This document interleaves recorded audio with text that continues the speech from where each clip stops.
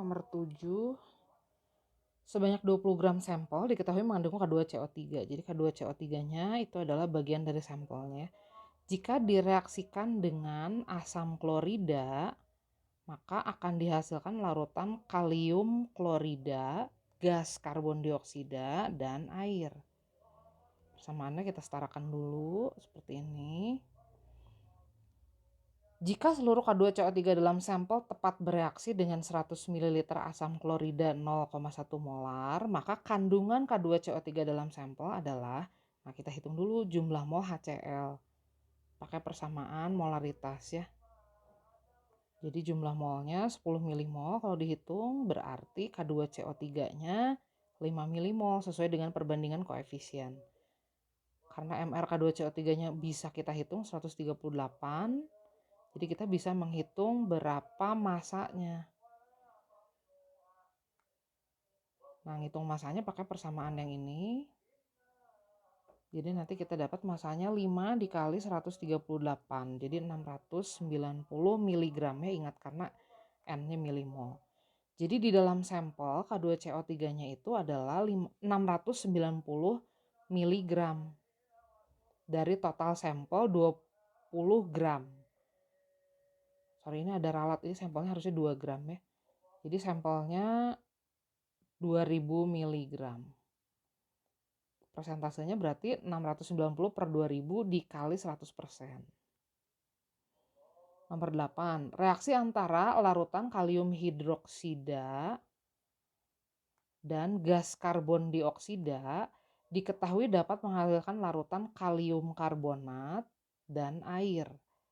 Untuk menghasilkan 27,6 gram padatan kalium karbonat, nah ini maksudnya kalium karbonatnya dikeringkan ya, jadi udah dalam bentuk padatan.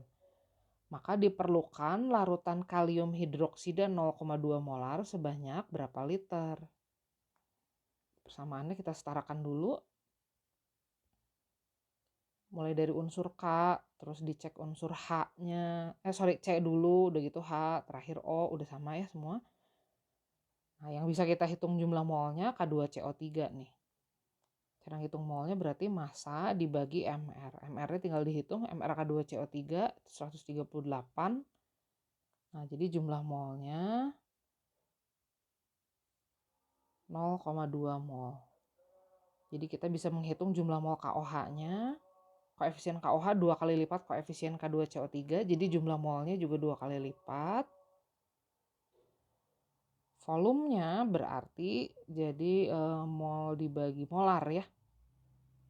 Diturunkan dari rumus ini.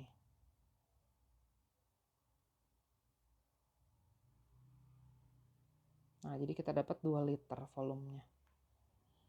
Nomor 9, diketahui ada reaksi antara kalium oksalat dengan barium hidroksida.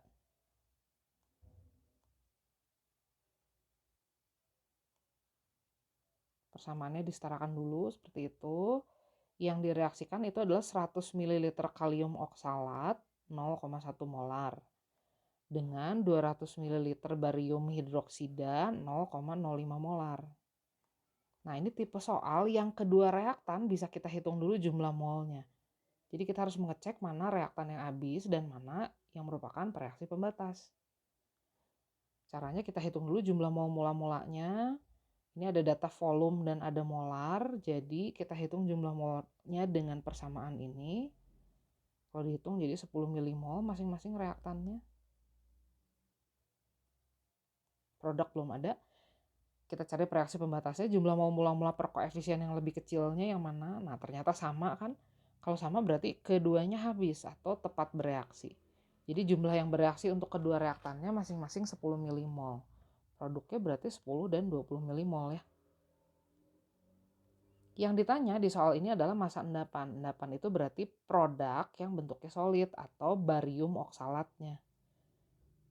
Kita udah dapat jumlah mol barium oksalatnya 10 milimol. Kalau dihitung MR-nya nanti kalian akan mendapat angka 225. Jadi massanya kita hitung dengan persamaan ini ya, kayak biasa. Jadi nanti kalian dapat massanya 2250 mg. Kalau dalam gram berarti tinggal dibagi 1000 aja ya. Berikutnya kita punya persamaan katanya padatan kalium bikarbonat. Kalau dipanaskan nanti dia akan terurai menjadi K2CO3, CO2, dan H2O. Ini biasanya ada di itu ya, alat pemadam api. Nah, salah satu komponen yang ada di dalam tabung gasnya itu ini. Nah, kalium bikarbonatnya ini kalau disetarakan reaksi penguraiannya jadi seperti ini. Jika dekomposisi X gram kalium bikarbonat diketahui menghasilkan 2,4 liter gas karbon dioksida pada keadaan 1 atmosfer 27 derajat Celcius, maka nilai X adalah, nah ini ada gas yang diketahui volume, tekanan, dan suhunya ya. Ini tipe soal yang bukan harus dicari reaksi pembatasnya. Yang bisa kita lakukan sekarang adalah menghitung jumlah mol CO2. Dari persamaan gas ideal kita bisa menurunkan seperti ini. Jadi jumlah mol CO2-nya P dikali V dibagi RT. R-nya selalu 0,08 ya. Suhunya dikonversi dulu jadi Kelvin. Nah, jadi kita dapat jumlah mol gas CO2-nya itu adalah 0,1 mol. Dan kita jadi bisa menghitung jumlah mol padatan kalium bikarbonatnya dengan perbandingan koefisien. Koefisien kalium bikarbonat 2 kali lipat koefisien CO2. Jadi jumlah molnya juga 2 kali lipat. Kalau dihitung MrKHCO3 itu berarti kan 39 ARK ya, ditambah ARH 1, ditambah ARC 12, ditambah 3 kali ARO. Kalau dihitung MR-nya 100. Jadi masanya 100 gram. 20 gram. 0,2 dikali 100. Oke.